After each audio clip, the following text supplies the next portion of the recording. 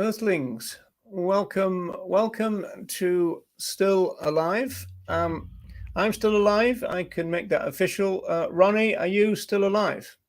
Well, I'm still alive, but our next door neighbour is dead. Our next Louise found our next door neighbour dead. Oh, okay. The other day. I mean, he's in his late 70s. There hasn't been any Let's start movement. off on a cheery note. There hasn't been any movement from his house. Right. So Okay. the woman on the other side came Well, it round and wouldn't said be if to he was Louise, dead, would they? because he's such a miserable old bloke. The He's woman on very the other cool side. now, isn't he? Well, yes. It's even more. No, Oh. so she was scared to knock on his door in case he'd come out and had a go for knocking on the door. So she got Louise to come with her. Oh, right. Okay. And Louise looked through the letterbox. He was lying dead in the hole. So okay, folks. Ronnie just sprung this on me. I didn't even know. No, that's right. So anyway, yeah. So there we are. But the last time I don't think I spoke to him last time I spoke to him was about probably 15 years ago. I caught him throwing a stone at a cat. All right. And I had a go at him for throwing the stone at a cat. So whether his death you won't be doing that anymore anyway. Well, whether his death, I wonder if his death is a long-term consequence of me having a go at him. Oh, I wouldn't think that, Ronnie. I mean, that's stretching it a bit far. I know. You can't throw any more stones. I know you like to say all that anyway. stuff about the guy that you had to go on the boat and all that kind of stuff. Oh yeah. Well, there was the guy, wasn't there? The one that. Yeah. Well, let's not go into that. Let's just establish that we're both still alive.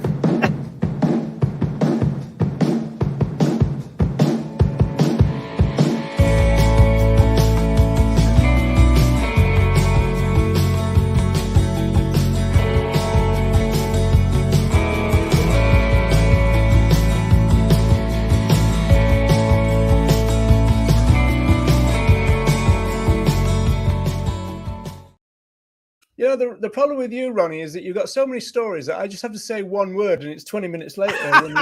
I know, yeah. I mean, I won't say any more about the dead.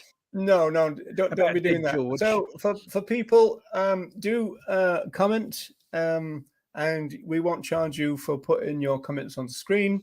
Never have, never will, and it shouldn't happen anywhere, but does.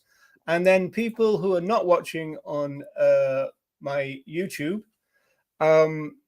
you can still comment and we'll see your comments, but and I think the chat will see your comments, but you can't see their reply. So if you want to have the full experience of the comments, you need, as it were, to go onto my kind of channel. So in kind of the two Ronnies style, Ronnie, we've got a packed program tonight. So we're going to try and get through 4 things. Yes. Changing the name of the Animal Rights March. Then this idea that there's some really interesting research. Do disruptive protest get results? What are the ins and outs of that? 3, should vegans leave the Australian restaurant owner alone? And there's some interesting new developments. And finally, if we get to it, Welfarists jump all over the Irish dairy exposé, which was last week on national TV.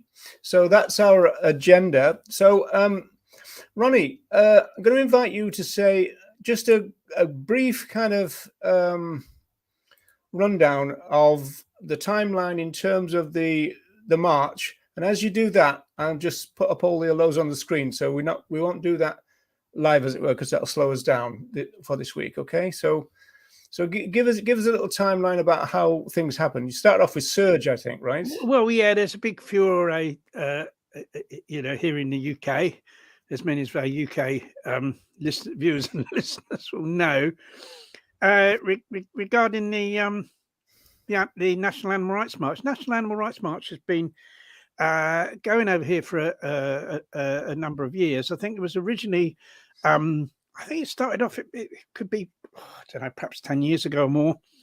And for a number of years, it was run by Surge, which I think is like Earthling Ed's organization. They organized it. I'd be surprised if it's as long ago as 10 years, though. But well, right. of course we've had with COVID and the lockdown. I think that tends, that tends to make us think things aren't as long ago as they were, because that tended to get all concertinaed, didn't it?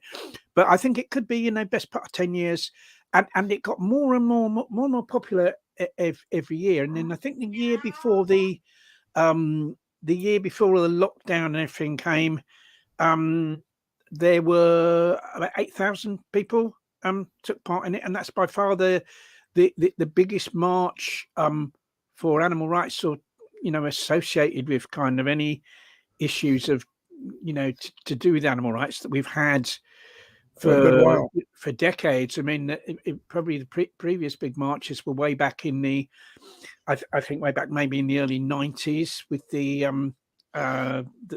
World Day for Animals in Laboratories. There was a march in the early 90s. Well, I mean, the big ones are probably 84, 85. Well, I think there was one. I think there's one I've seen. They claim that it was one in the early 90s where there were 20,000 people on the World Day for Animals in Laboratories march.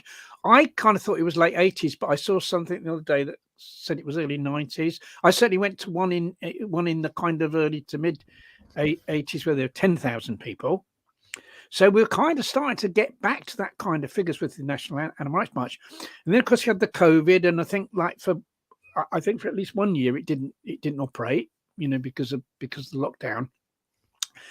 And then in 2021 surged for some reason. I didn't want to do it anymore, and it was taken on by Animal Rebellion. And it was nowhere near as big a march as had previously been the case. And I suppose that's really quite understandable, because people are still worried about COVID and stuff like that, and just starting to get out and about, really. And the following year was organised by Animal Rebellion again, and I think they're saying that there were fewer people that year than the previous one, and this year it was due to be organised by Animal Rising. Of course, Animal Rising is the new name. The Animal Rebellion changed their name earlier this year to Animal Rising, and basically what's happened is they've changed the name of the march from the National Animal Rights March to the March for Animals in Nature, and a lot of people in the animal rights movement are very annoyed about that, and not just annoyed about that, but annoyed about the kind of language that's accompanied the, I suppose, the messaging about the march and the event that they've got on social media promoting the march. People don't like the language they've used in connection with that. So there's been a kind of big row over it. And now some grassroots activists have actually launched a National Animal Rights March to kind of run in parallel with Animal Rising's march. So we've kind of got two marches in one. It seems it seems this year. So that there has been like a big. Andy's saying 2016 for the first one, and I mean that might be right. Debbie's saying Wendy? Right. I think that might have been a smaller one, mightn't it? When Wendy, it started off fairly small, but then the numbers increased every year, and I think if we hadn't had COVID and lockdown, it would have continued to increase. So Ronnie, the question is, if we remember the public or even the journalist, what would we pick out as a difference between these two groups? Well, I think the difference is that Animal Rising have got this. I think everything with Animal Rising, in a sense, comes from their sort of promotion or their focus on what they call system change rather than individual change. You see, and I think the direction they've gone in, and kind of lots of things they've said that kind of a lot of people in the animal rights movement have been unhappy with have really come from that approach. And so they kind of their sort of reason they put forward for changing the name of the march was, numbers on the march were decreasing, and so we want to have a name for the march that will encourage more people to come on the march. In other words, to encourage people to come on the march that actually don't believe in animal rights and who aren't vegan and who are just consider themselves, I suppose, in inverted commas, to be animal lovers. You see, because I've got this big thing about we're a nation of animal lovers, and so everyone's an animal lover, really. It's just that they they've got this idea that people love animals in a way that hurts them. Now how you can love an animal in a way that hurts that animal, I kind of don't know, but everyone's an animal lover, and so get them all on this march, even though they kind of still still consume animal products, and even though sociologically it's relatively generally true. It's just that the naivety of their approach is that they almost like assume that all animal lovers love all other animals, and of course that bit is not true. We have a functionist approach to things, and so it's cats and dogs and horses and terrapins, but then once you get to pigs and chickens, you're in a completely different cultural ball game then. Yeah, so it's not true that anybody loves those. Well, yeah. You see, I think this is the kind of because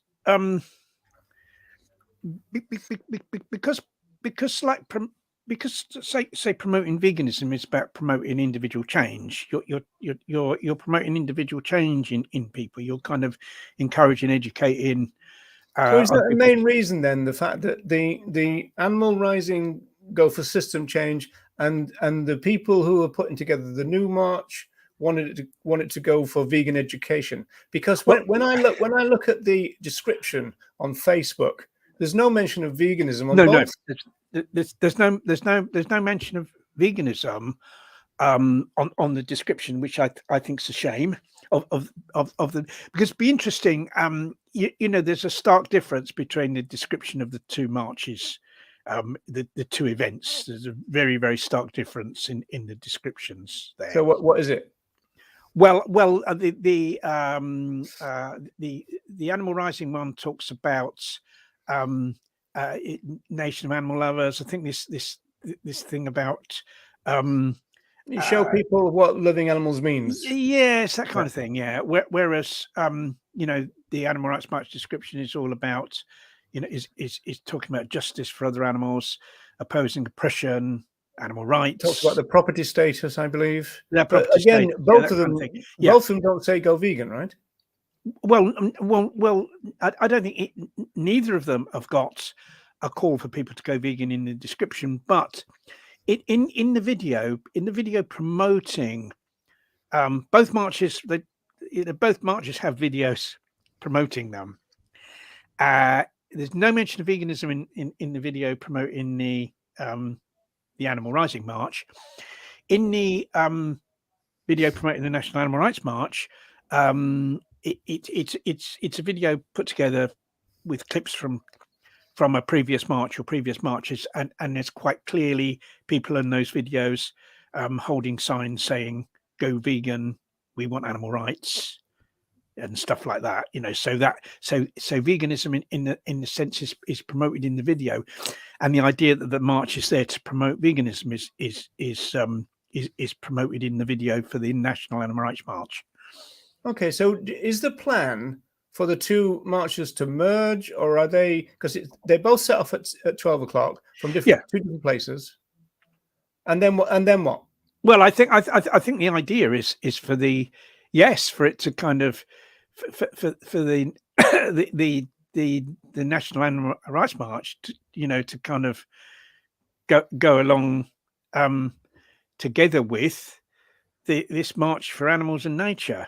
Whether I mean, I think what's happening is the meeting point for the National Animal Rights March is an hour earlier.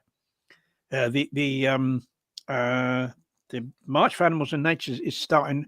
So that's at a Marble longer Arch at one. 12. It's a longer march, is it? Yeah, the other ones at the National Animal Rights March, the meeting point for that is Bond Street, which is only just along the road, really, from Marble Arch. But they're both setting off at 12, right?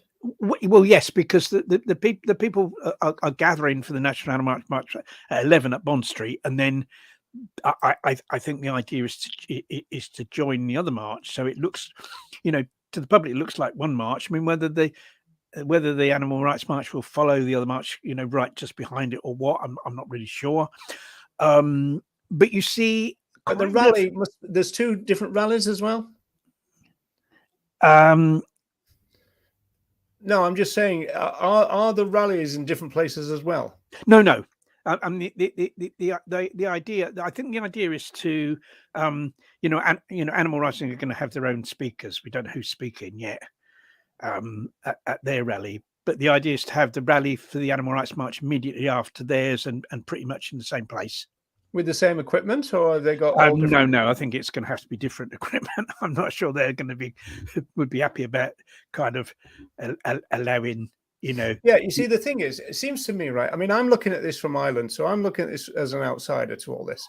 And it seems to me that Animal Rising are in danger now of losing their activists, because we've spoken about this in the past, is the fact that they need the vegans, like everybody needs the vegans. Tobias Leonhardt needs the vegans. All these reducitarians and everybody else need the vegans, because they recognize that the vegans are the activists, but they don't want them to have a vegan message. And so that's the way that they've tried to kind of play it, really. They've created a space where direct action can take place, or protests can take place. And so they invite a lot of vegans, but their messaging is not vegan. Now, over time, this is kind of pissed off the vegans, to the extent now that there seems to be a possibility that Animal Rising are going to lose the people they rely on to be their foot soldiers, right? Yeah, you see, kind of what's happened is they kind of, I mean, like the kind of timeline of it is Animal Rising started as Animal Rebellion, and Animal Rebellion is an offshoot of Extinction Rebellion, where it was people within Extinction Rebellion were unhappy that Extinction Rebellion didn't really pay any attention to the huge contribution that animal agriculture and, to a certain extent, the fishing industry makes to the climate crisis. So in order to kind of put emphasis on that, a group of people within the Extinction Rebellion broke away and formed Animal Rebellion, and then recruited into Animal Rebellion people who are vegans and animal rights campaigners, and then they carried out like series of direct actions, some of which were really well organized. They blockaded McDonald's depots, they blockaded dairy supply. Depots.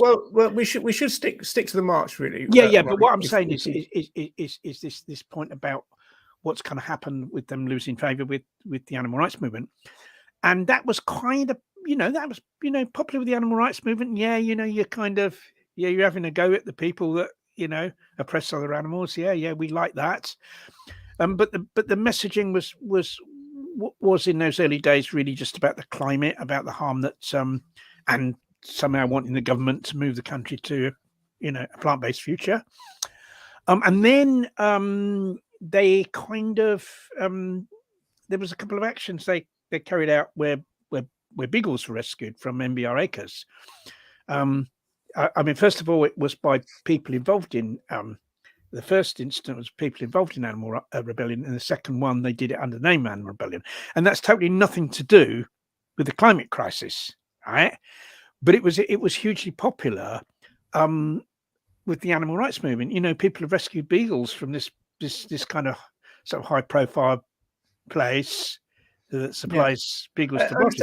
Let's move to the march, though, Ronnie. Yeah. But you see, but so that was a high point. But kind of since then, through people not people in the animal rights vegan movement being unhappy with Animal Rising's messaging, and now and this Nation of Animal Lovers stuff, and now the change of name for the march, a lot of the support they gained, from in the past, and especially with rescuing the beagles, has evaporated. Well, the animal lover bit was always there, even when the actions were popular with what you're calling the animal rights movement. And so, even with the beagles, I mean, we had a little chat, didn't we, about the messaging on the back of their t-shirts. They were appealing to pet owners, like what if this had been your dog, right? And so that's always been there. So the vegan animal rights people, they've tolerated this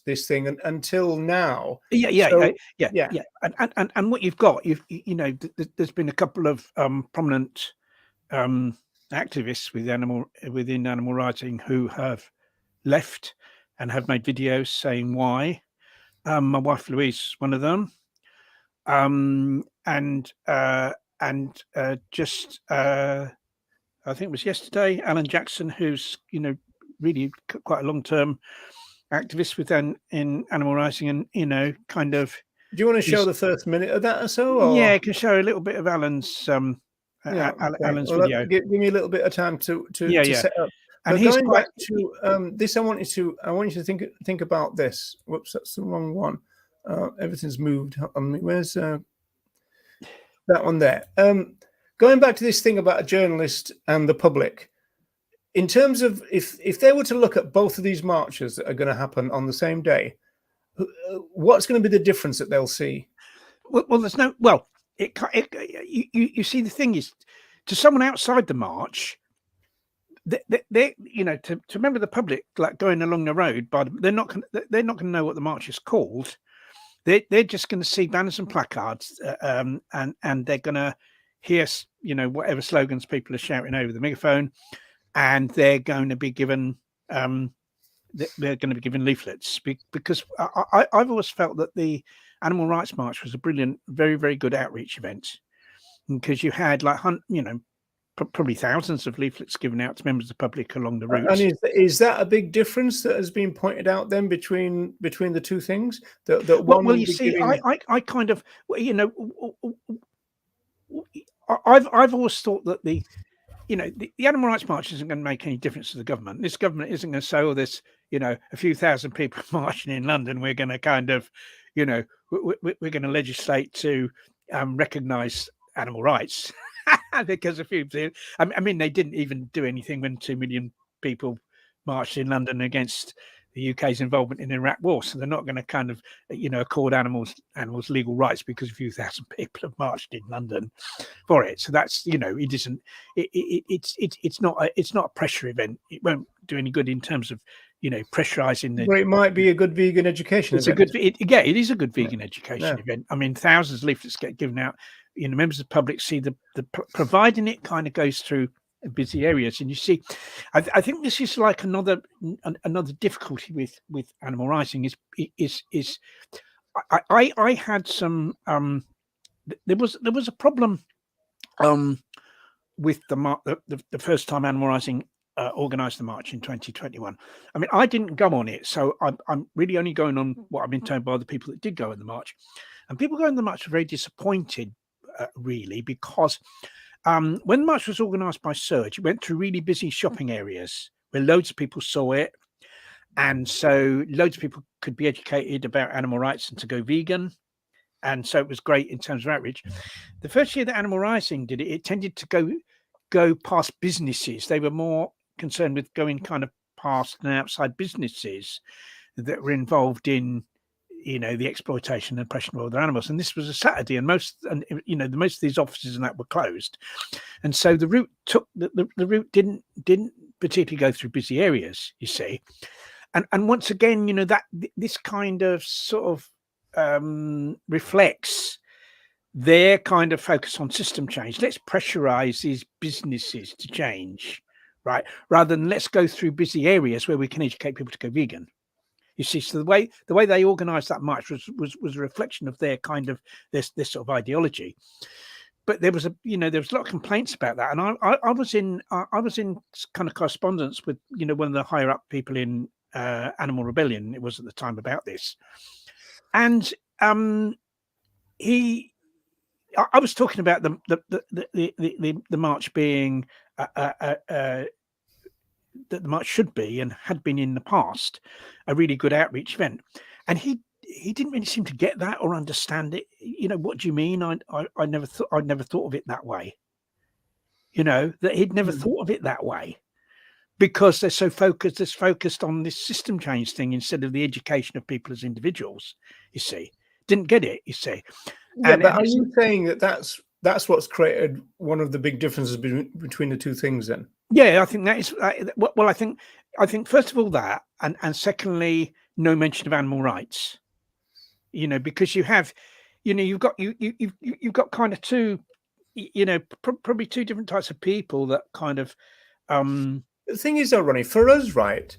The thing that's missing most of all is the vegan thing, and it's not in the new description either. No, well, hopefully there'll be people from the that are involved in the in the Animal Rights March. I mean, is there a reason for that? We did get an early message from Kevin saying, "I thought the Animal Rights March has become a collaboration with Compassion and World Farming, Animal Equality, and others. Animal Rebellion / Rising situated themselves in that non-profit club." So you were saying you thought that was probably wrong, right? Well, I think that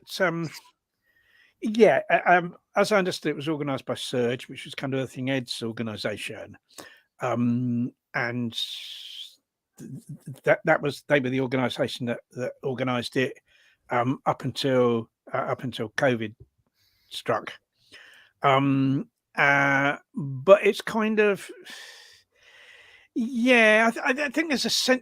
The other part of it, though, I think there's a sense in which Animal Rebellion, Animal Rising is, part of that generalized kind of group of organisations, perhaps in a sense, although they kind of operate in a different way, to them.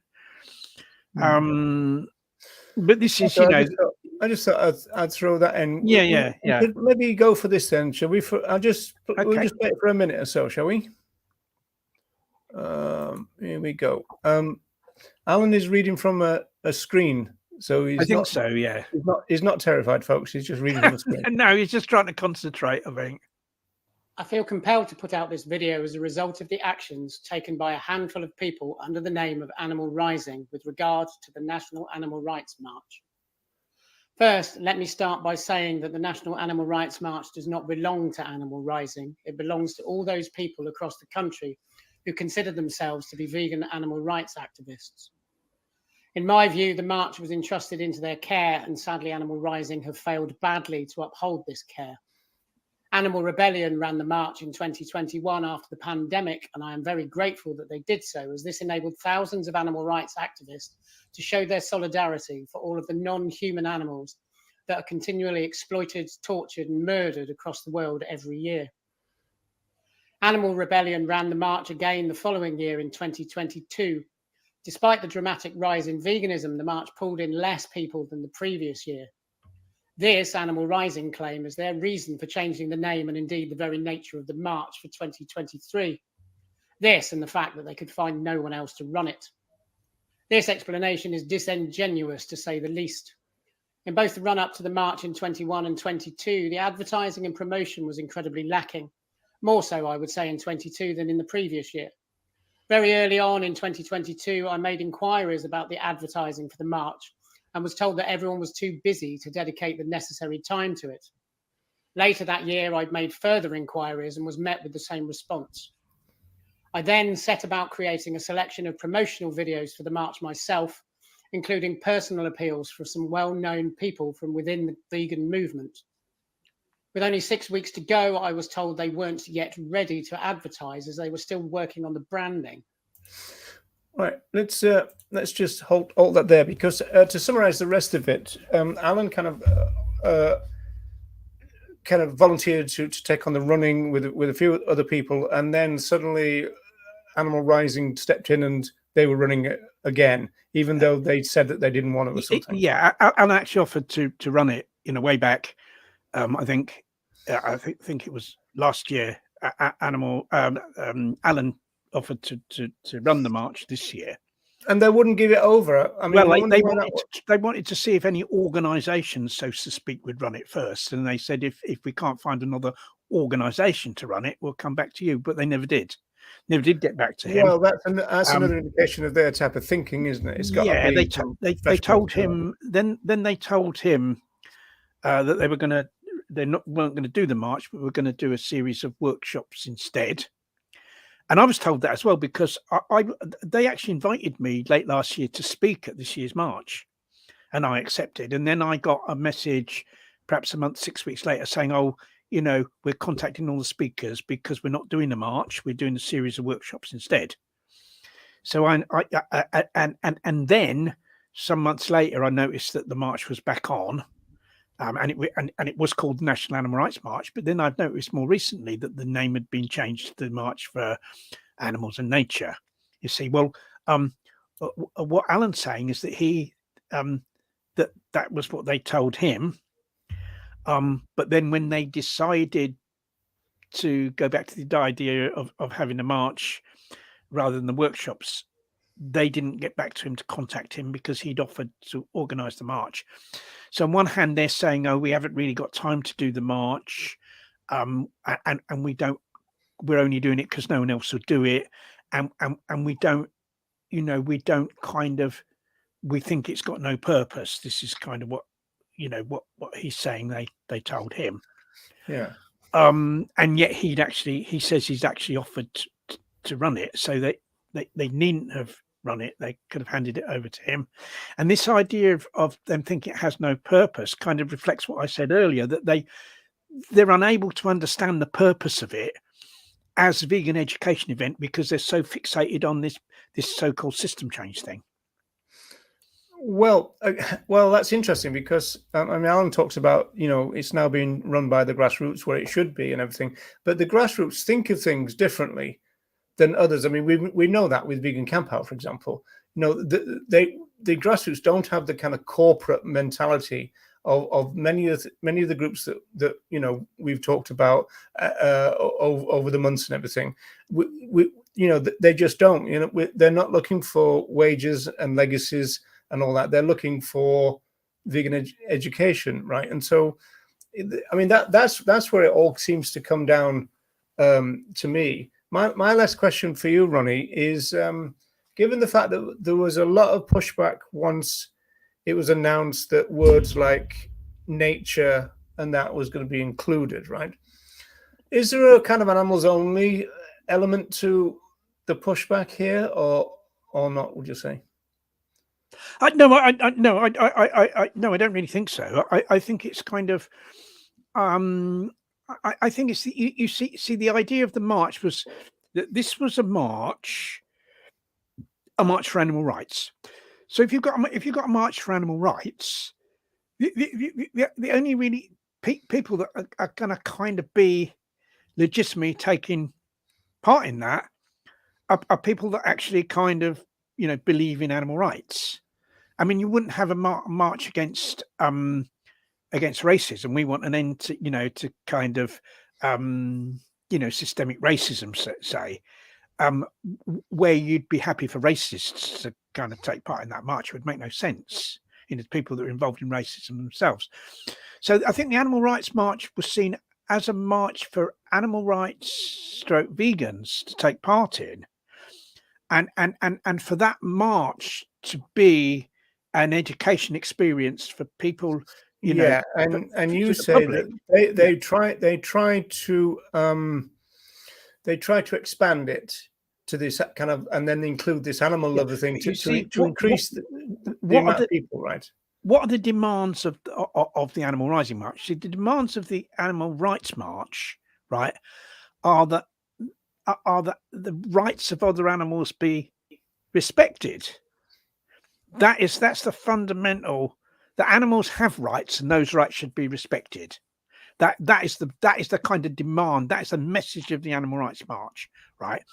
But what is that? What is the message of the Animal Rising March if you're going to allow people on that march that don't believe in animal rights? You're going to invite people to that march that aren't vegan, what is the demand of that march? What does that march actually want?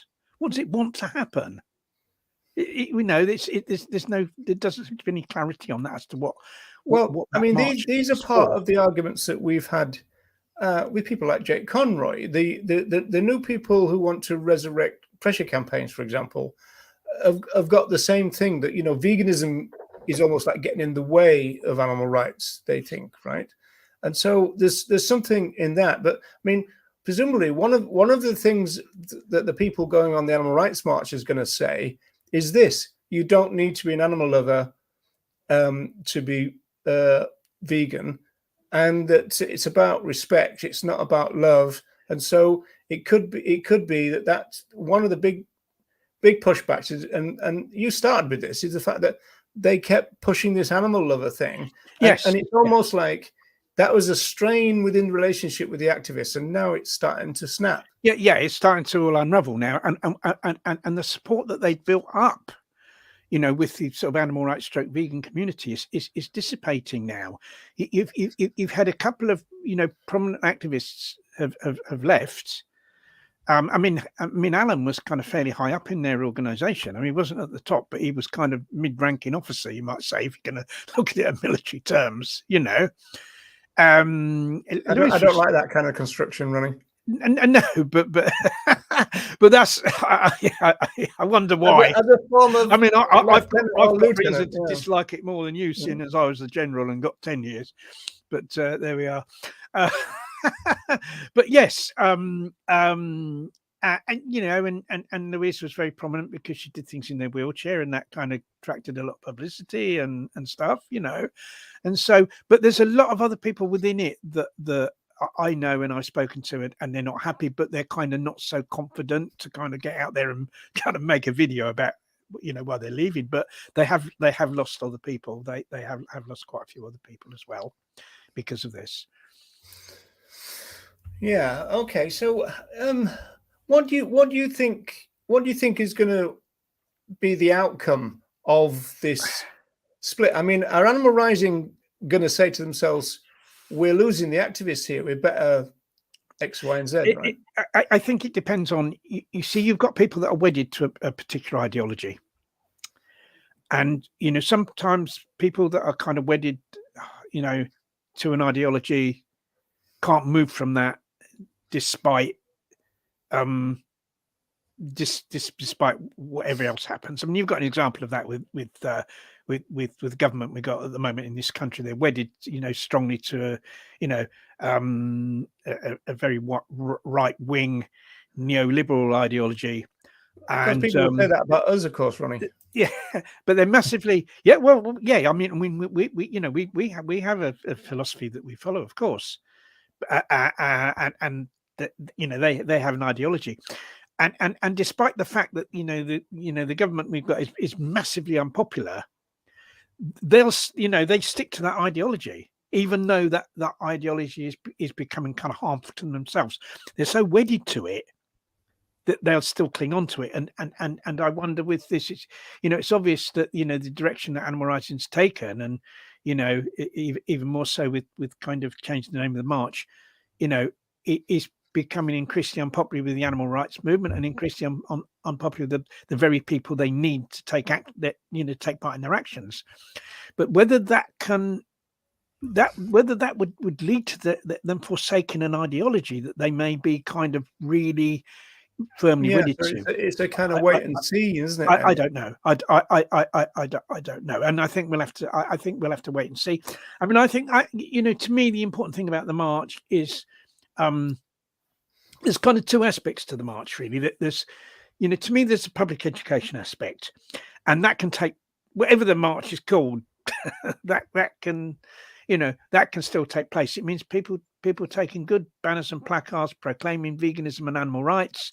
It means loads of people taking leaflets and give them out to to people along the route. And I'm hoping the route will go through kind of busy areas. I think last year that it did go through a busy area, more busy areas than the year before. I think Animal Rising were persuaded to kind of, take a better route last year. And so that's really important. It's really important that people do their utmost to kind of spread the vegan stroke animal rights message to the public, and you talk about thousands and thousands of people see that march and are at the side of the road. And then the second aspect of it are the speeches.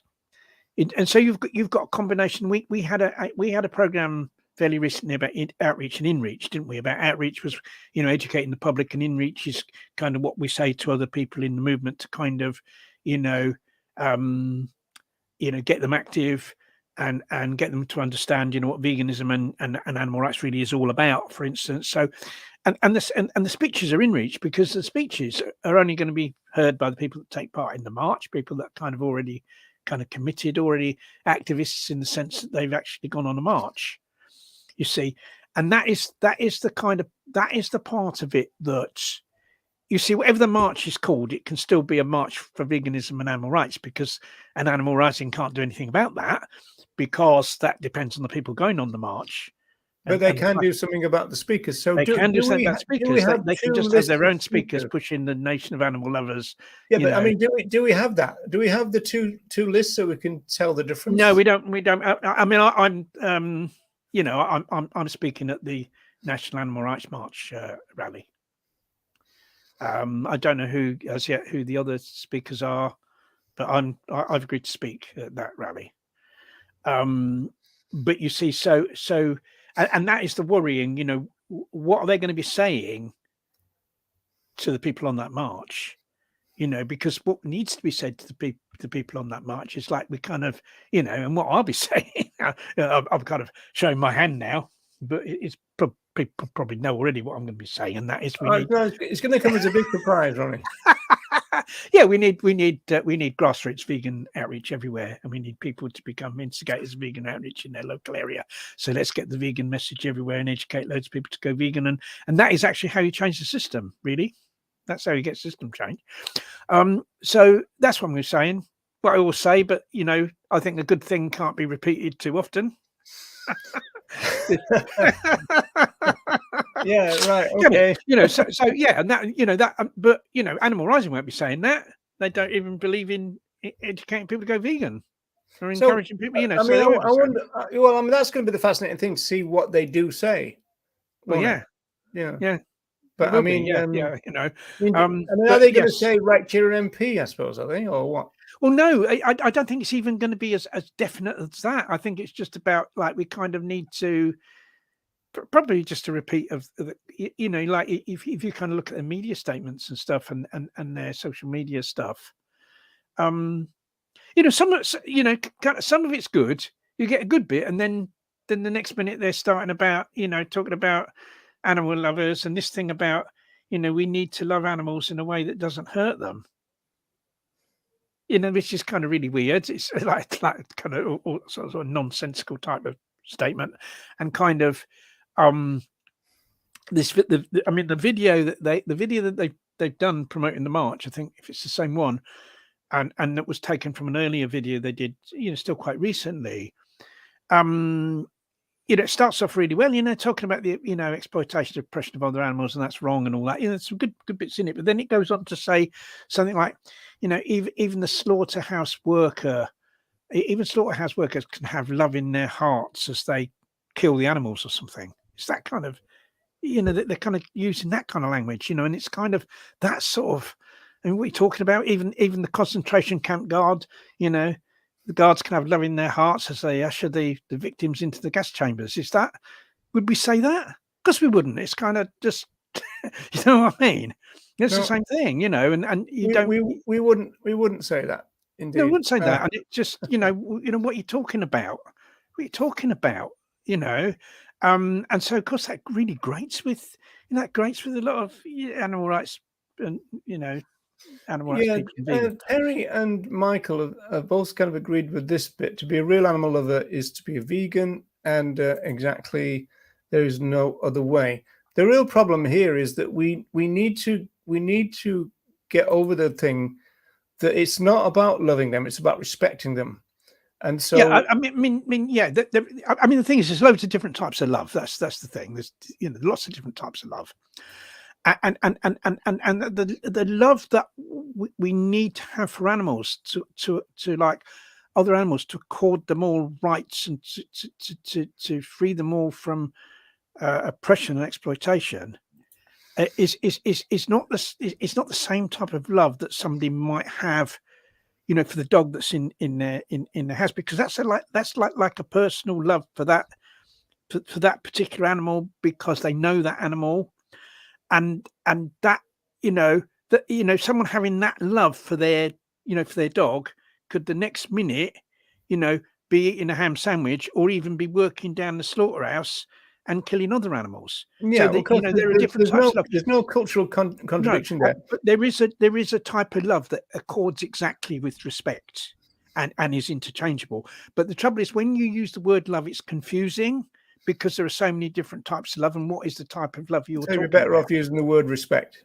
Yeah, so respect is much better. Yeah. A vegan Angelical says what we've just been saying, really. We have to bear in mind that they were born out of Extinction Rebellion, many of whom aren't vegan and share blah, blah, blah. Their priorities are very different from most animal rights advocates. And so that's what we're saying. Now the kind of fault line is starting to show. This is the most prominent kind of example of it, isn't it? I think so, because it's this kind of system change. But you see, really, what these organisations are trying to do, are kind of, even JSO, and you know, JSO are probably the most active one with all the stuff they're doing, blocking the roads and stuff like that, and running on at Wimbledon and kind of, you know, disrupting cricket and all that kind of thing. I mean, I'm in solidarity with them. You know, great. You know, that's great for awareness raising. You know, like making people think about the issue. But in terms of making the government take action, I kind of really, you know, I kind of. I mean, all that's come out of all these actions is more oppressive legislation against protests, isn't it? Really, well, funny enough, we're gonna come on to that. There is another aspect to it. But you see, the thing is that kind of, but that isn't system change. You see, what that's attempting to do is pressurize the existing system into making concessions. If we cause enough trouble, you know, this neoliberal government that we've got, you know, kind of far right wing neoliberal, you know, ultra kind of, you know, arrogant, selfish group of people, you know, ignorant, will make some kind of concessions in terms of protecting the climate. That's the most you'll get. It's not changing the system, because the only way you change. I understand that. Well, I'll tell you what. I mean, that point you made feeds right into this, right? And so, this is The Guardian, and saying that there's some academic research that suggests that disruptive protest is a big help, but there's some kind of caveats to it, which are really kind of interesting. So let's just go through this document, and I picked out some of the best parts, or the most relevant parts. Nearly 7 out of 10 of academics surveyed rated disruptive protest tactics as at least quite important to success of a movement, ranking it more important than gaining media coverage or even strictly avoiding violent tactics.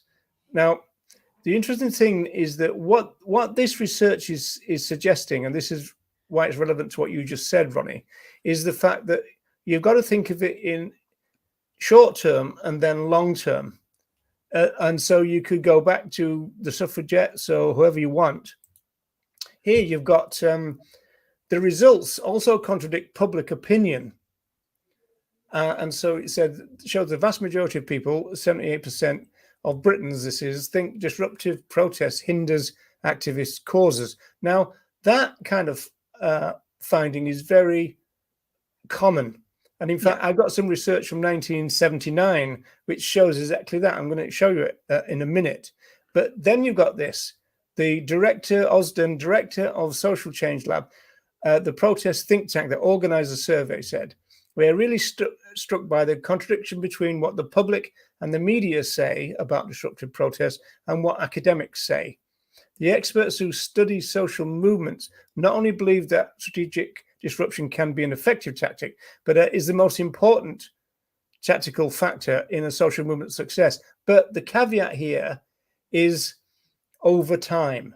So it's kind of like you just oil are going to create an effect, and it's going to cause a lot of disruption, and people are going to be pissed off with them. But over time, it will create an attitude change, which then it's awareness raising.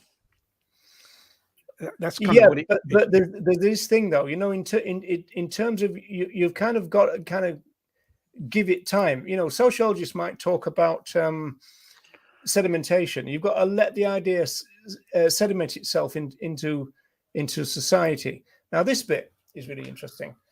This bit is Louisa Parks, Associate Professor of Sociology at University of Trento in Italy. We are talking about the long-term effects to disruptive climate protest, adjusted protest. Broader cultural changes could be provoked despite short-term backfire effects. So that's the thing. The suffragettes got loads of short-term backfire effects. The ALF, we got loads of short-term backfire effects, not least from within our movement, right? Yeah. And so this is what it's saying, right? And it's saying here, the example of soup throwing or the recent protests by Last Generation in a number of European countries are all sophisticated comments on what we as a society protect and value and what we don't, which is what their claims making was. You know, you care more about this painting than, right, and all that kind of stuff. Yeah. And then it says it may take time for this to get through. So you've got to, it says here, it may take time to get through the outrage. So it's a kind of weird thing that you've got to create outreach and then let people almost deal with it a little bit. Yeah. You see, and I think that I think that's right, because you see, it gets people thinking about it, doesn't it? It kind of it puts into people's heads when these things happen, even though they you know, their first reaction might be kind of, you know, well, the to be shock angry factor goes as well. I mean, like, how shocking was it when they first started pouring the milk, and then it was, oh, they're pouring milk again? Well, yes, you see, but you see, I think the thing is, I think this is about over time creating cultural change, and you have to create cultural change to in order to bring about system change, and what's happening is it's changing the mindset over time of individuals, because it's those individuals, it's the change in the mindset of individuals that then creates cultural change, and then that in turn creates system change. And it's saying that kind of happens over time, even though the kind of immediate reaction a lot of those individuals might be to be annoyed at the disruption. You see, and I think this is kind of where you know, the sort of tactics employed by, say, animal rising you know, could work. But you see, my problem with them is that they don't, in terms of like you know, when these actions are carried out, in their statements and in the, you know, their kind of messaging, they don't promote veganism. They don't call on individual people to go vegan, and what this kind of indicates is that, although, you know, they claim that, like, oh, that's a kind of scare word and everything, and it would put people off. But what this indicates is that over time that would actually work, and would and it wouldn't be a problem saying it in the short term, and it would no. You see, because what are people to do? You know, because it's saying to people, look, you know, because you see that the mention earlier about it wasn't so much the media that kind of made a difference, but, you know, how do people know about these actions unless they appear in the media? You know, how many people would have known about the people that threw the soup over the painting if it hadn't been, you know, widespread in the media? Only someone that was in that art gallery at the time who saw it would have known about it. So the media, you know, that does play that really go to that period where you start doing that nowadays, and you'll probably be ignored eventually. Because you know, this is the trouble. The media are very fickle. They want something different all the time. You got keep thinking about new gimmicks and stuff. You know, more so the national media. I think you can still get loads of stuff in the local media, and some local, you know, in the local media reaches, tens, hundreds of thousands of people.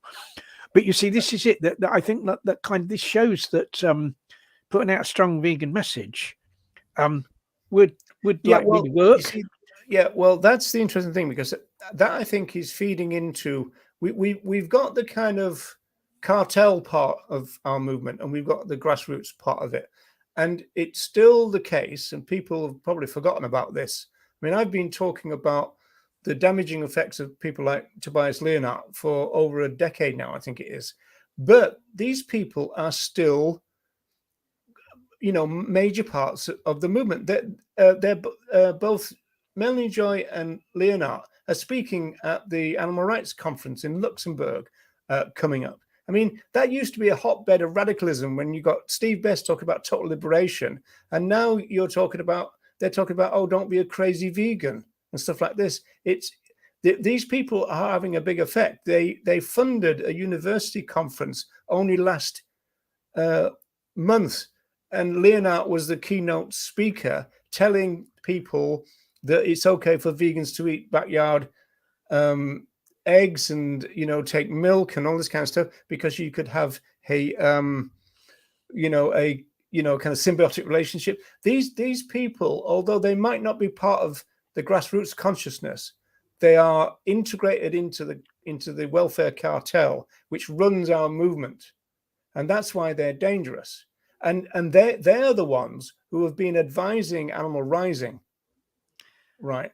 And that's what Kevin was getting at the beginning, that they're the ones giving them tactical advice, which is go easy on veganism. It's a scare word. Where did they get that from? They got it from the likes of Tobias Leonhardt. Yeah. And how do we react to that? I think we have to build a strong,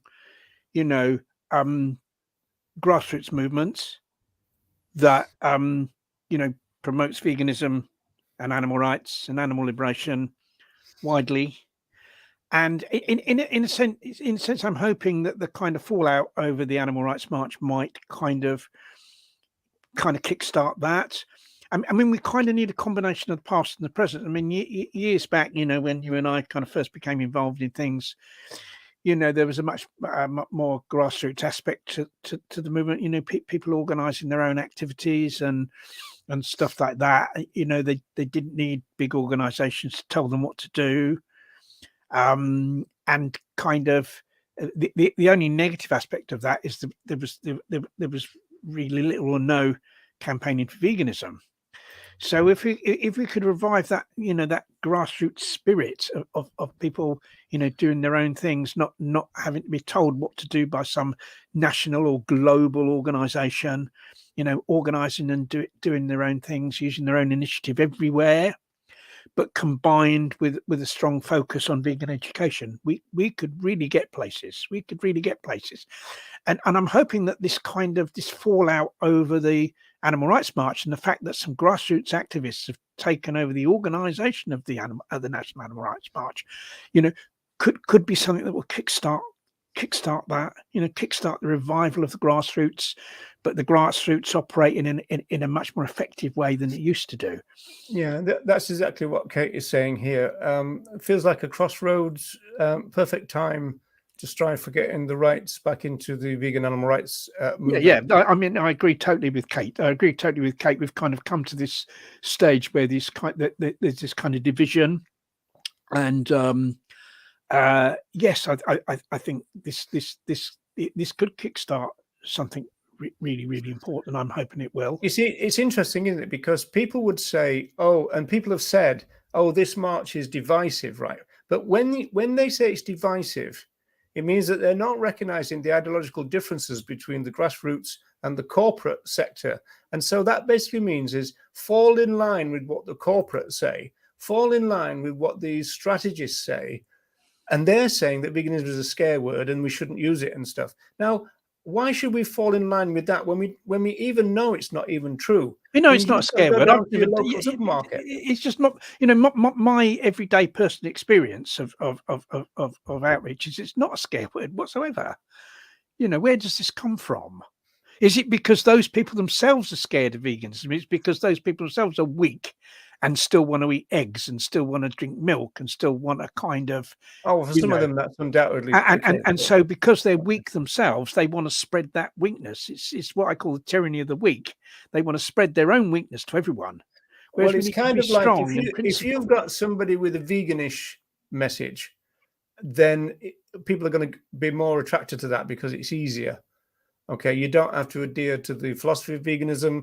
You don't have to think about the politics involved. You just have to, I mean, like there's some vegan at the moment promoting meat-free Mondays. Says it's a really good idea because they just see it as an individual, act, and they don't put it into context whatsoever. Because when you got meat-free Mondays, you then get a big increase in egg consumption. Well, yeah, because the egg industry say that themselves. yeah. People just replacing meat with some other type of animal product, aren't they? Here's one for you, Ronnie. There will never be a vegan world. At best, I reckon we might get about 10% of the population at most. Well, first of all, well, you see, how do you get system change? You see, the thing is, right? Well, how do you get that figure of 10%? Yeah, but the thing is this, we've had for the amount of the growth of veganism that we've had in recent years, the amount of outreach that's taken place is really small relatively to the potential that it could be, right? And so that's an indication of where we could go if there was a lot more outreach, right? And the thing is, you don't need to educate everyone to become vegan. You probably need to educate. You need to kind of reach a tipping point of maybe about 25%. Oh, well, we got to remember, our current government in the UK was voted in by 29% of people eligible to vote. That was all it was. They're the government, and they got in by a huge majority. So if we were going to kind of have an administration in this country that was kind of run by vegans and would bring in proper animal protection measures and would promote, a move to, to kind of get rid of animal farming and, the fishing industry and stuff like that, you don't need to educate everyone to be vegan. You only need to educate a substantial minority. And I think that's well within our reach if enough people become involved in vegan education. And the idea of system change. Well, if you get the idea, if you have a situation where, like, only 10% of people are vegan, that isn't system change. How can system change come from that? You're not changing the system, right? How will we get the kind of system we want through that? We won't, will we? Because if you get vegetarians on board, pescatarians on board, they're not going to want a system where there's no animal farming, where there's no fishing, because how can they then eat their animal products? So that's kind of not going to happen, isn't it? And I think what we need. You posted that thing, didn't you, Ronnie? About you asked Gareth Ancione a question about this. And he said that he doesn't understand it even conceptually. System change can only come through personal change, because at the end of the day, who is it? Members of Parliament are individual people. They're individuals, right?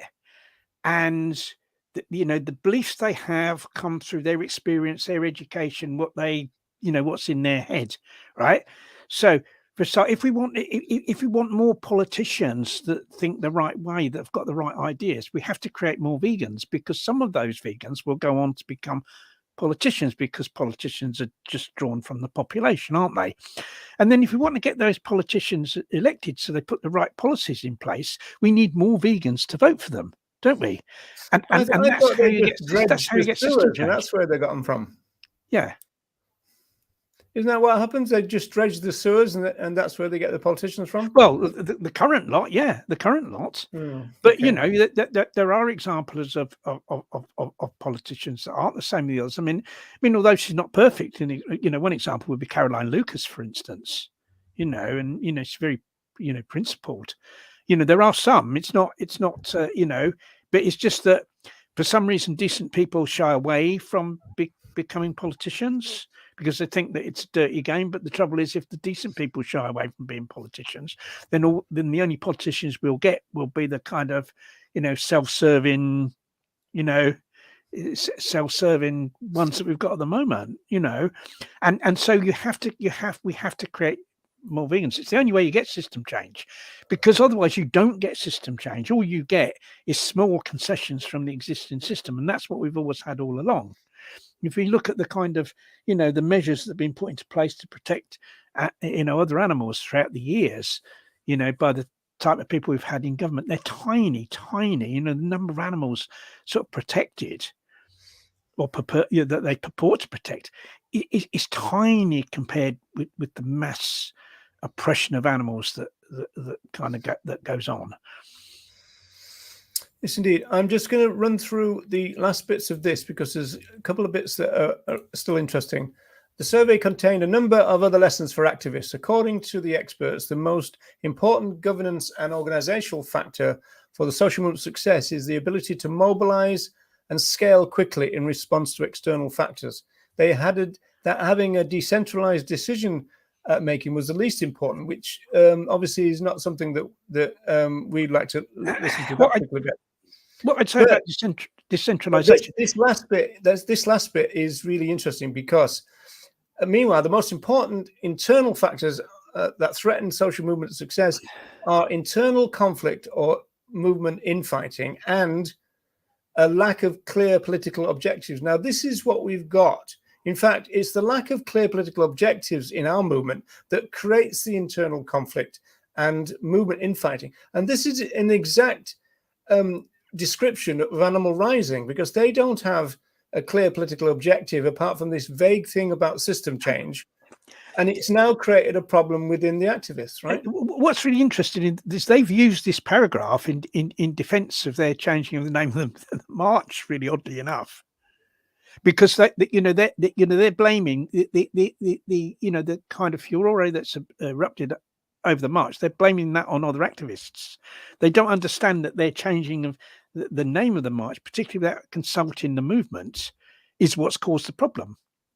They don't recognize that they themselves the problem. And Alan actually says that in his video, that they've caused this, they've caused this dispute. Didn't they see? You see, there's this huge kind of naivety, about them, in the sense that they don't gauge the kind of the feelings of the movement. And it's kind of similar to what happened with Vegan Campout last year. There was a huge furore over the Vegan Campout being held at a place that, was a shooting estate where there was animal farming, there was fishing, there was all sorts of animal oppression taking place on this, on that kind of, at that venue, and they went and held the camp out there. Now, whatever other arguments there might be surrounding it, did they not see that the trouble that would cause? Did they not see that? Are they not able to gauge the feeling of the movement? And were Animal Rising not able to gauge the feeling of the movement when they just unilaterally changed the name of the march? You see, there's this huge naivety, lack of, maybe they're separate from the movement. Maybe they kind of don't really understand how the movement operates or understand how people feel. It's a huge error to do that, particularly without consulting, the rest of the movement. Here's an interesting thing. The priority is publicity with these people. They argue that huge media attention will result in the system change. Well, this research is suggesting that could be true, but in the long term, where you get pushback and this kind of rebound effect in the short term. You've got the right messaging, though, haven't you? This vague messaging about, like we're all animal lovers and, let's love animals in a way that doesn't hurt them, whatever that means. But, what's that going to put into people's head? Do you have a clear message out there? But we've never had, really, I was talking this morning about the fact that maybe it's time for people like us, Ronnie, to accept that we're not operating in an animal rights movement. We're operating in an animal welfare movement, which has got the name animal rights. But it doesn't, like most animal advocates, they will talk about cruelty most, animal abuse. They hardly ever talk about animal use as a general matter. And if you ask them to, they wouldn't be able to tell you what the case for animal rights is, right? Because that's not where their head is. And so most people in our movement might not feel that they're welfarist, but their language is welfarist. The structure of the movement is welfarist. The money in the movement is welfarist. And so you might get a few people in the grassroots which are rights-based, abolitionists, but the actual structure of the movement is very welfare orientated, and that's one of the problems that we've got. And another thing that creates infighting when we've got some people who want to say, well, as Kate did, we need animal rights in the animal rights movement, which is a weird thing to have to say. But it's true. It is, yeah. But you see, the other thing, the other interesting about animal rising, you see, for all they're not wanting to mention veganism and for all they're not wanting to mention animal rights, what do they get called in the media? Vegans and animal rights activists. You see the headlines: vegans raid dairy farm. Animal rights activists. Do this, and animal rights activists do that. The media still refer to them as that. So, it kind of makes no difference. Them not kind of mentioning, they kind of might as well say, look, what ordinary people can do to combat this. They're probably working hard on educating the media. The last part is these sorts of tactics are uncomfortable for everyone concerned, but sadly, this is how social change works. So this is the kind of bottom line of this research, which is quite interesting. They kind of just stop oil and all that. It's very uncomfortable to actually do it. All the reaction you get, you kind of do those slow walks, and you're getting beaten up now by lorry drivers who are pissed off and everything and all that. But it said, unfortunately, this is the way it has to be, kind of thing. Well, you see, I kind of don't necessarily think the disruption has to be stuff that is directly inconvenience to the ordinary public. I mean, I think I go with that. It's just that it's a question of, I'll tell you what, let me move on to something that will show you. Yes. This is the 1979 research. Now, this starts off, this is actually from my MA, but you'll say here that I think it's Roken here, talking about the mass media and their exacting criteria. And so this is the problem for movements. You have to try to gain the attention of the mass media, and the mass media is a monster because it wants sensation. If it bleeds, it leads, and all the rest of it, right? And so this is always the problem, that you've got a thing where you're being dictated to by the media to do more and more unconventional things. It says here, unconventional political action. So this is the research that showed that the public approve things like petitions and this kind of stuff. So the things that actually work, the public don't like, and so this is a constant that's been going on for years and years and years, unfortunately. Yeah. I mean, we're talking here about just one aspect. You see, I think that kind of disruptive action, that what I would call low,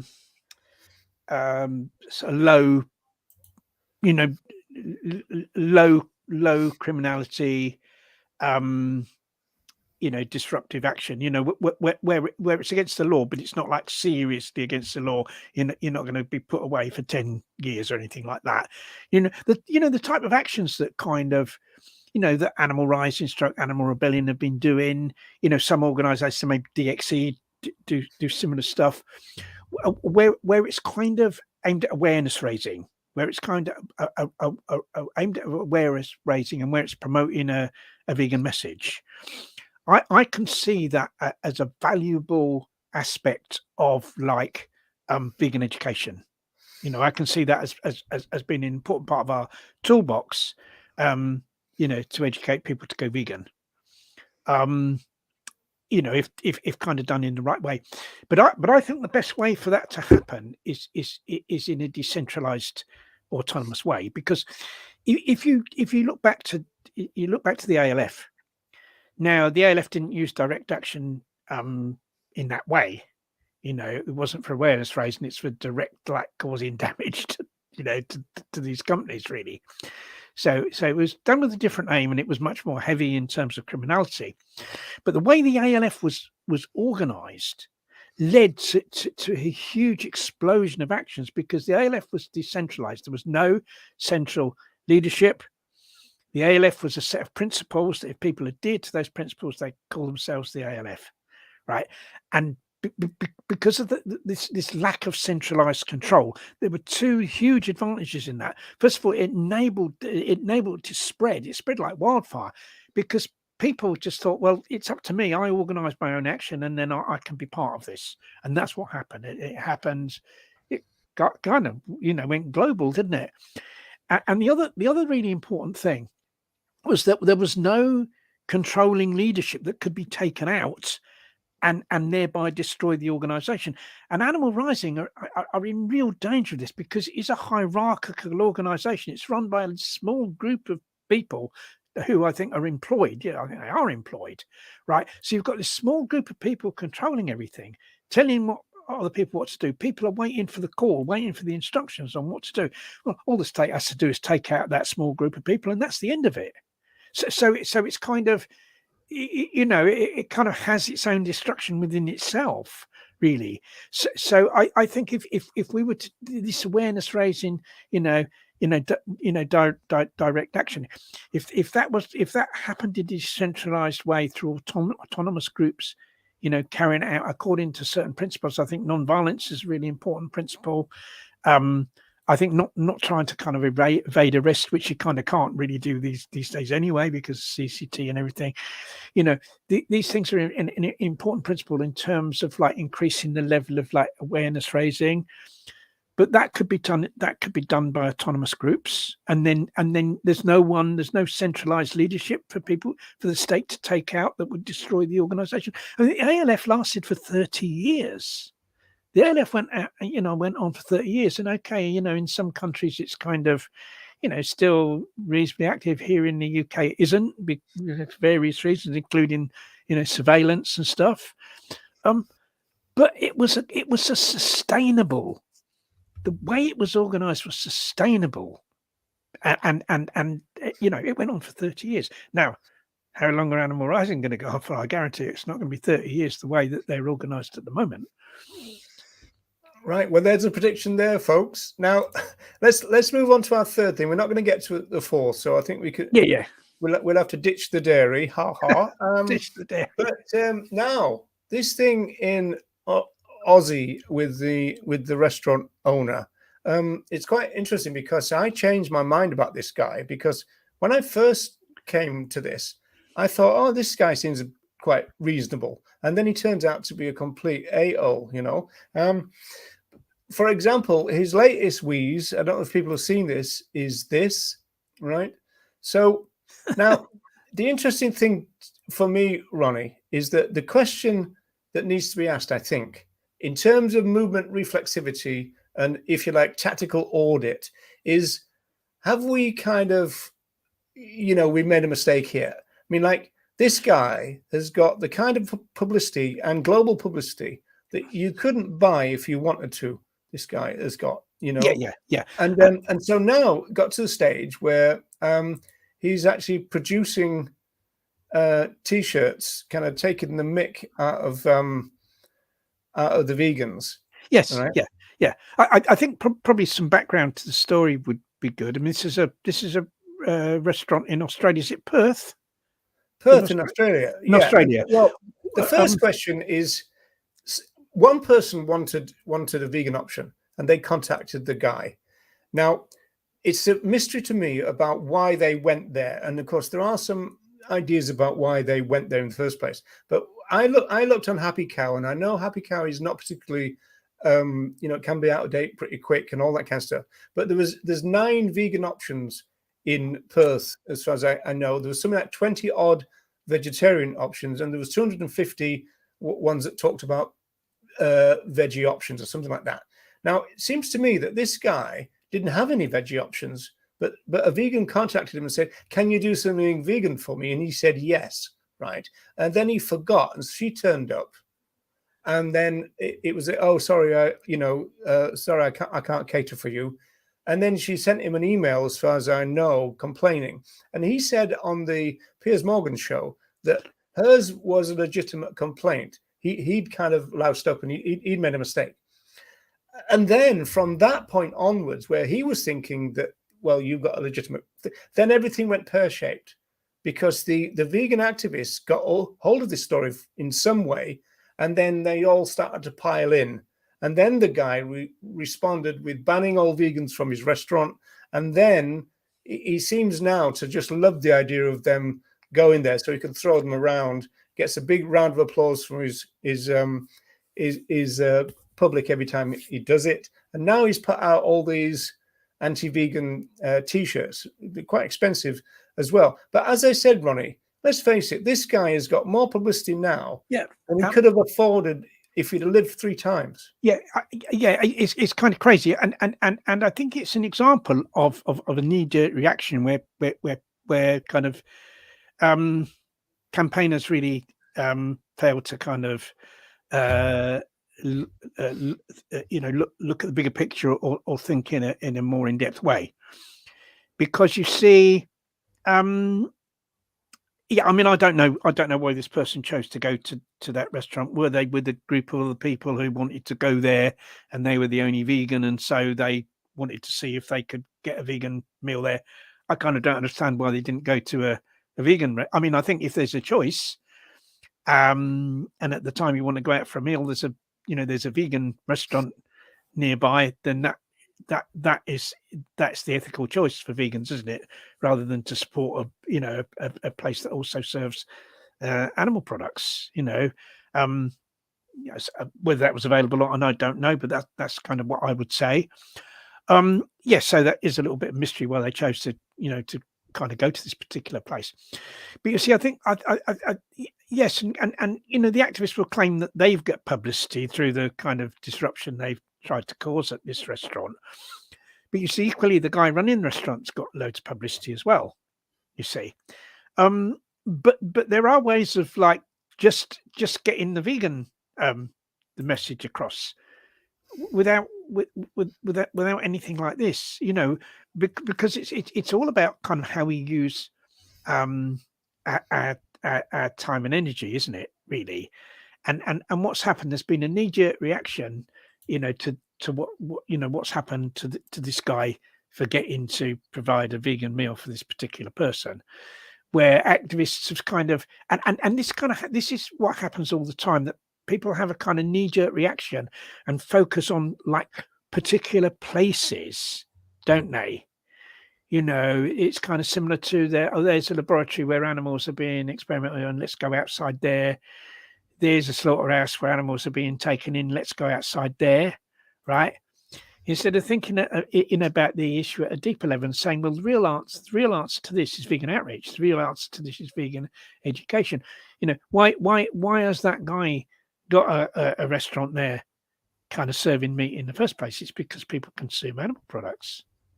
So if all that energy that's gone into kind of, this protest against the place, which has, given this guy so much publicity for his business, if that had gone into into outreach, if that had gone into information stores, it had gone into door dropping, it had gone into stuff like that, then it would have and been also, Ronnie, that would stop this. I mean, this is a great point, because I mean, like I say, he's getting rounds of applause from his customers and all this kind of stuff. Apparently, the place is packed.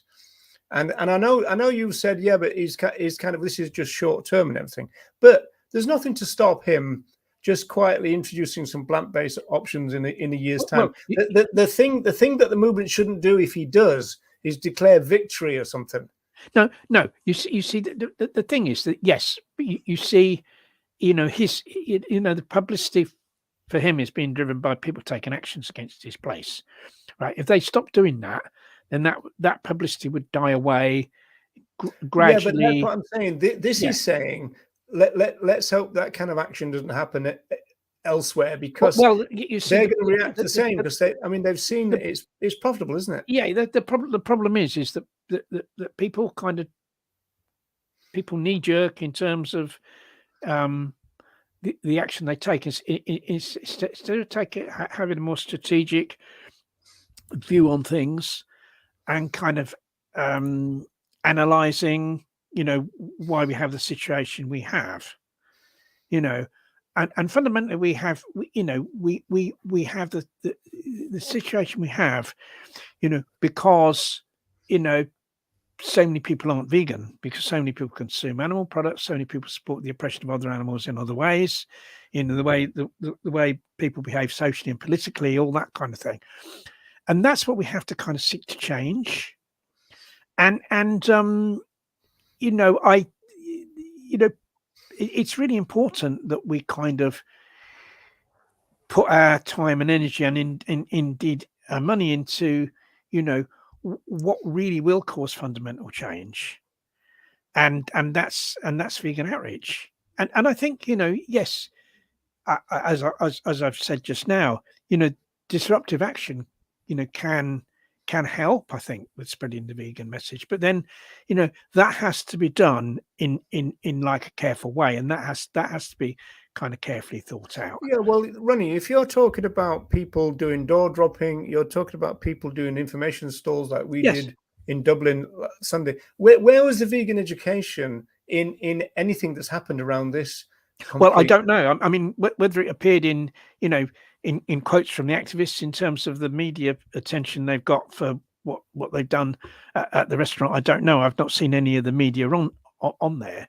But you see, he's for whatever gains the vegans think they may have done, got from this, then this guy, selling his meat and other animal products as also gained. So it's a kind of the guy thinks he's got a sense of humor. It says it's a shirt, it's chaotic. That presumably is something that Tash. But you see, this is. He said it's vegan free. Well, almost. Yeah, but you see, this is kind of where people are controlled by emotion. Now, there's nothing wrong with feeling emotional about what happens to other animals. We're faced with a horrific situation, but we need to use that emotion as a fuel and not allow it to take us over in terms of our decision making as to kind of what actions we take. And people get angry, go, oh, this bloody bloke, blah blah blah, let's go outside there, let's disrupt this place. It's all like that. Let's don't think, well, hang on a minute, what is the fundamental cause of this? What is the fundamental reason why we even have these restaurants that serve animal products? Yeah, well, we bring about a vegan world, and the guy's going to have to serve vegan. Well, yes, you see that's the thing, and yeah, if massively more people became vegan, he'd have to have put vegan options on his menu, wouldn't he? Otherwise, he's going to lose out. Because people aren't going to go there. So that's the solution. The solution is and often people kind of want to shout and rant and rave and stuff like that, don't they? Kind of all this emotion coming out. But that, in a sense, they're kind of doing it for them. They're doing it to kind of express their feelings. When really what people should be thinking about is, what is the best course of action I can take to actually really create fundamental change in terms of achieving animal liberation? And very often, very, very often, that is something really quiet. That is something really peaceful. That can be something really gentle. It can be something really friendly, but it still creates change. Holding an information store, you're there, friendly with other people. You maybe giving them food samples, you're giving them information. You've got a friendly face. Even though you sometimes don't feel particularly friendly towards some of the people, you obviously don't show that. And it's that, and there's so much there's so much less stress in that for ourselves, isn't there? The stress of going in a place, shouting and ranting and raving and all that. What does that do to you personally? Whereas we can kind of achieve this, which with an approach that's actually much easier on ourselves, but it is also much more effective in bringing about change. Yeah, I think there's something in that. I must admit, but so.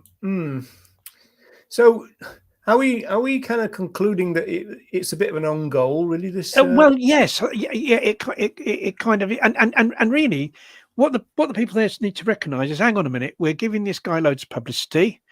We're spending a lot of time and energy on this, and we're doing things that are stressful for ourselves. So let's use that time and energy, and I'm sure money as well, in a much more positive way to promote veganism, and let's kind of do outreach. Let's do outreach on the street. Let's do outreach at community events. Let's do door drop in. Where it's possible to do that.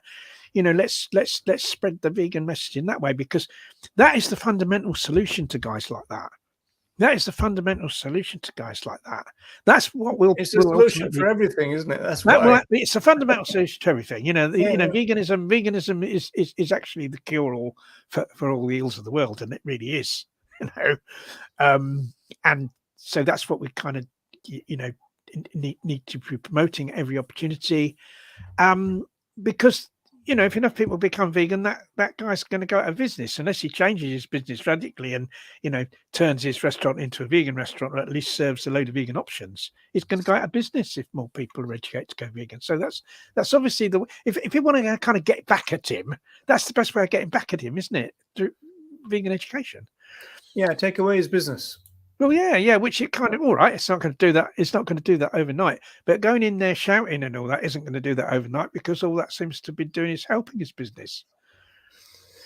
Well, certainly in the short term, he seems to have had a massive boost, doesn't he? But then and really, my advice to those people is like, stop with even going to his place.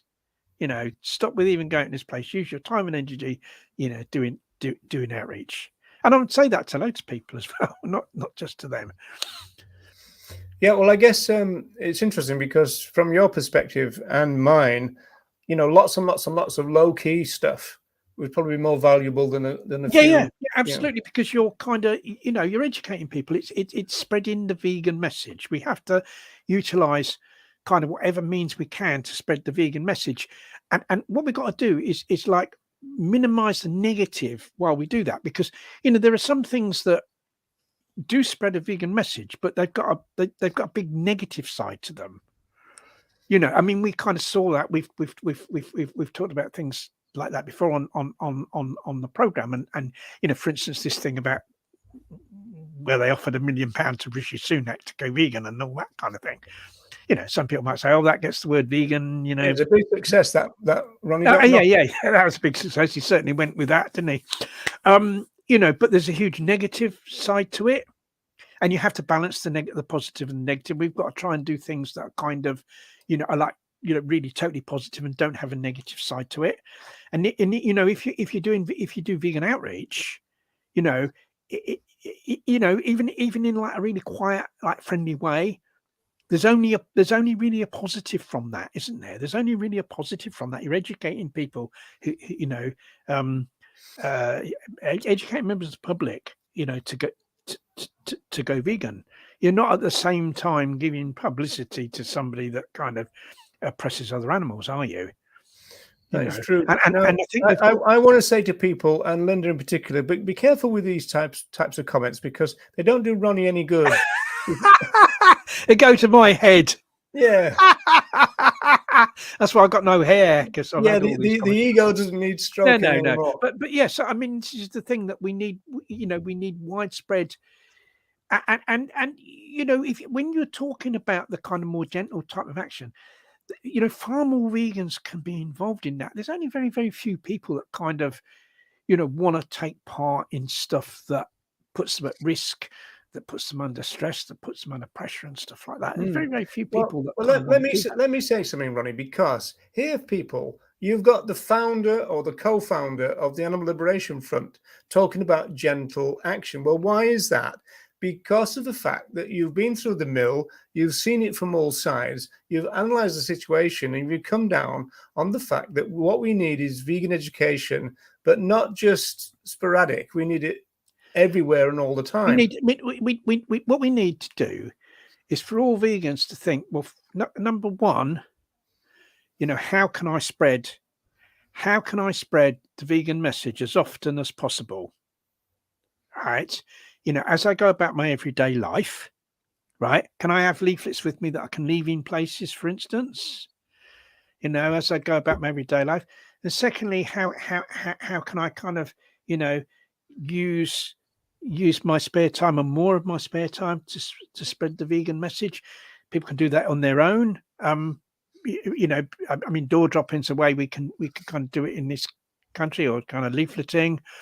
And how can I instigate other vegans in my area to join me in veganizing my own community? To do information stalls either in the street or at community events. Once again, to do door dropping, anything we can think of. I mean, I leave. We have some local shops that will that are kind of health type shops. They'll take vegan booklets. I put vegan booklets in there. It's stuff like that. All these little things that we can do. Libraries, often libraries will let you do stalls promoting veganism. Like, on a particular occasion, World Vegan Month. Well, it's funny, there is an activist in Dublin who has been inspired by your words and doing most of the things that you suggest now in terms of having stuff on you all the time. And the library thing, they found very empowering and just like a brilliant idea. Yeah. I mean, we have exhibitions at, a couple of our libraries. For Veganuary and World Vegan Month, they let us have. But this was like putting leaflets in particular books and stuff. Putting leaflets in books, like there are books in libraries where you think somebody reading this book has got something in them, that kind of, you're just putting leaflets randomly in any book. Yeah, that'd be okay. Or what you should do, people, is if you've got a novel, tear out the last page and put a vegan leaflet in. Yeah, that's bound to make them love vegans, isn't it? Yeah, that's gonna be. Yeah. But books about animals, maybe like cookery books or stuff like that, where there is something where it's kind of relevant. There's a little bit more relevance to do. I mean, I've done it in supermarkets where I've kind of put leaflets in, kind of magazine for so-called animal lovers, like Your Dog and Your Horse and Your Cat, and I put them in vegetarian recipe magazines to get the vegetarians to go vegan and stuff like environmental. Are there any of those around? I got some news on that. The Vegetarian Society of Ireland have just had a AGM or EGM, and they've decided to change their name to the Vegan. Yeah, that's excellent. No, that's excellent news. I think that's really good. And saying what Paul does. Yeah, that's right. There's something for everyone. Even the most shy person can take leaflets with them and leave them surreptitiously around in different places. When I'm on public transport, I'll leave a leaflet on the seat. Shy like you, Ronnie. Train or the bus. Speaking of shy, we're going to have to close this show down. We are, but I'm hoping, like here in the UK, people will, if they can, either get down to the Animal Rights March or do something in your local area to promote veganism. That's what I'm trying to say. And if you come to the Animal Rights March, bring leaflets, give them out to people along the route, bring a good placard promoting veganism. The Animal Rights March. So, right, people, thanks very much for continuing staying with us. This has been a 90-minute show, getting on for 100 now, so thanks very much. We might talk about the dairy thing. It was pretty much, there was a dairy expose in Ireland on national TV last week, pretty much what you'd expect, but won't go into that now. But certainly we could talk about that some other time, but probably don't need to now in a way. Okay. Yeah. So, Ronnie, we shall be back next week with a new episode, and all depending on whether we are still alive.